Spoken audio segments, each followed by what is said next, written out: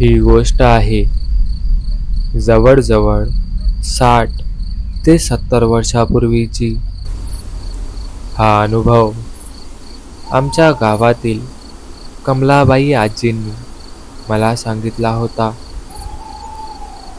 साताऱ्याजवळचं एक छोटंसं पण जुनं गाव. गावापासून जरा लांब घनदाट झाडीत आणि काटेरी झुडपांमध्ये दडलेला एक विशाल वाडा.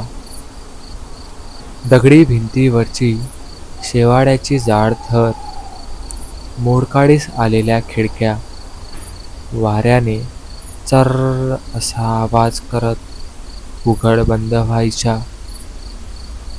आणि रात्रीच्या वेळी पानांचा सडसडाट हे सगळं त्या वाड्याला नेहमीच गूढ बनवत असे. त्या वाड्यात मी, माझा नवरा दिनकर, आमची 2 लहान मुलं, माझा दीर रमाकांत भाऊ आणि माझी सासू एवढंच कुटुंब.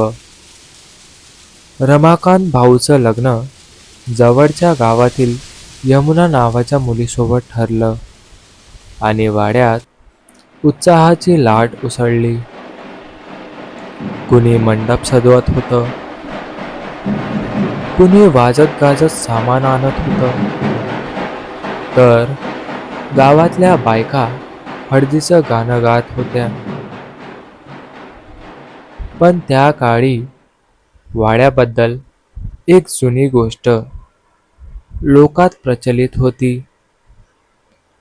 वाड्याच्या मागच्या झाडीत रात्री कुणी गेलं तर परत येत नाही. काही म्हणायचे तिथल्या पडक्या विहिरीत पापी आत्मा आहे, तर काही म्हणायचे त्या वाटेवर पाय ठेवलात की सावल्या जिवंत होतात. लग्नाच्या आधीच्या रात्री अंगणात बसलेले पाहुणे अचानक चकित झाले. वाड्याच्या टोकावरचे कुत्रे जोरजोरात भुंकायला लागले. त्यांचा आवाज एका ठिकाणी रोखला गेला होता. जणू काही त्यांच्या नजरेस भयंकर गोष्ट दिसली होती.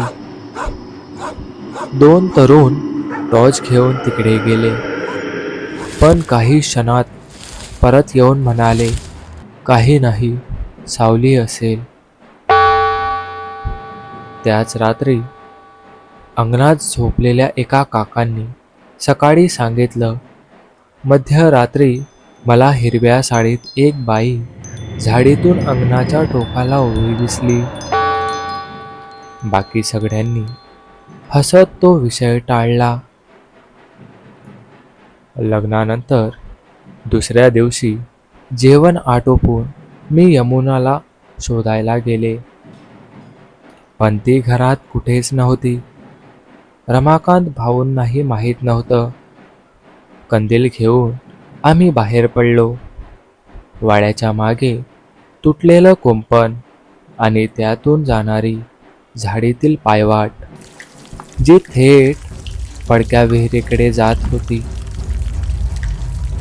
विहिरीपाशी यमुना उभी होती, विहिरीत टक लावून पाहत. रमाकांत भाऊ तिच्या खांद्यावर हात ठेवतात, पण ती काही न बोलता तिथून निघून गेली. त्या क्षणी वातावरणात एक वेगळीच थंडी पसरली होती. काही दिवसांनी घरात फक्त मी आणि यमुना होती. संध्याकाळी श्याम भाऊ मटण घेऊन आले. मी पिशवी स्वयंपाकघरात ठेवली, पण रात्री ती गायब झाली होती. गंध मात्र हवेत होता. त्या रात्री मध्यरात्री मला जाग आली. बाजूला यमुना नव्हती. कंदील घेऊन मी बाहेर पडले. पुन्हा तेच तुटलेलं कुंपण. पाय वाटेने विहिरीजवळ पोहोचले आणि पाहिलं तर यमुना कठाड्यावर बसून कच्चं मटण खात होती. तिच्या तोंडातून लाळ गळत होती, डोळ्यात लालसर झोर. मी मागे सरकले आणि धावत घरात गेले. मांत्रिक बोलवला गेला. अमावस्येला हिरवी साडी, हिरवा चुडा, मध्यरात्री विहिरीवर जाऊन त्या शक्तीच्या पायाखालची माती आणायची. मी तयार झाले. अमावस्येच्या रात्री विहिरीजवळ दाट धुके, धुक्यातून धुरकट आकृती, मानवी रूप, लालसर डोळे माझ्याकडे झेपावली. मी माती उचलली, धावत घरात आले. मागून भीषण किंचाळण्याचा आवाज आला. सकाळी मांत्रिक म्हणाला, तो शिवा होता, विकृत स्वभावाचा मुलगा. विहिरीत बुडून गेला आणि त्याचा मृत्यू झाला. नवी नवरी पाहून त्याचा आत्मा ओढला गेला. पण काही महिन्यांनी दुसऱ्या लग्नात हिरव्या साडीतली बाई पुन्हा दिसली आणि त्या रात्री गावभर